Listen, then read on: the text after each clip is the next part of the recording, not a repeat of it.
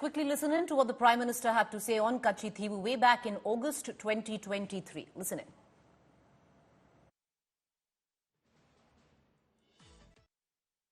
मैं जरा इनको जहां भी हो जरा मेरा सवाल अगल बगल में बैठे हुए को जवाब दे। ये जो बाहर गए ना उनको जरा पूछे ये कच्छतीवू क्या है। कोई पूछे इनको कच्छतीवू क्या है।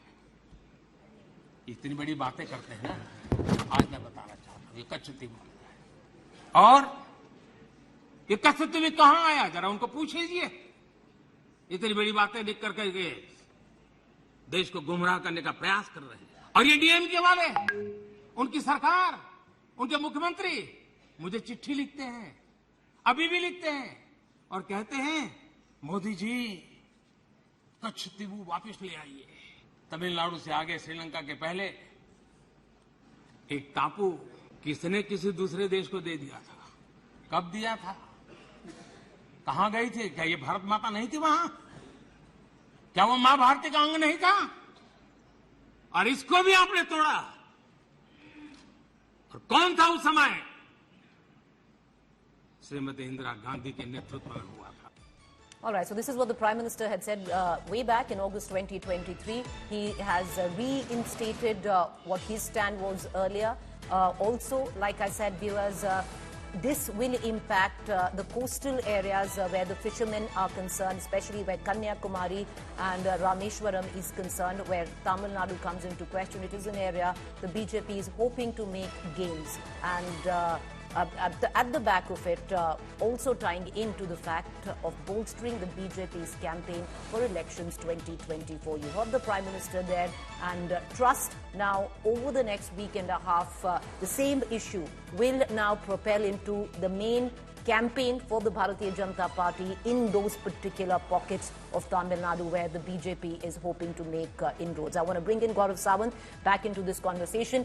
Gaurav, it's interesting. It's a context that the Prime Minister has built since August 2023, where he brought it up in Parliament. He's brought it up again. Politically speaking, what are the areas that the BJP would be targeting, the India alliance on this issue?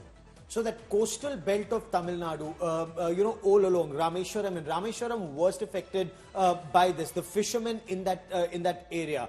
That is one area that's impacted by Katchatheevu. A large number of Indian fishermen are routinely arrested by Sri Lanka, and diplomatically, India has taken this up with Sri Lanka many times. There's also an effort to ensure that instead of taking the fishermen all the way to Jaffna, as the Sri Lankan Coast Guard does, in case they're arrested, they should be let off. At the same time, India has also taken retaliatory measures at times, and this then leads to an exchange of fishermen. How it's been very amicable in terms of sorting out these issues diplomatically, but the control of that island. Now, Sri Lanka is a very small island nation, and in the 1960s and 70s, when Sri Lanka was still Ceylon, had the then Prime Ministers, initially Pandit Jawaharlal Nehru in the 1960s and Indira Gandhi in the 1970s, fought this effectively, as Prime Minister Narendra Modi argues, basing his response on these RTI replies, then perhaps this story would have been different, and a large number of Indian fishermen would not have been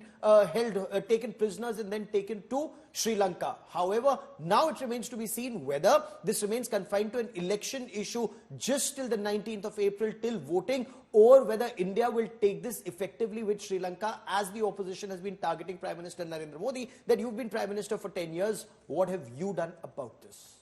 Has India ever rigged it up with Sri Lanka, Gaurav, diplomatically?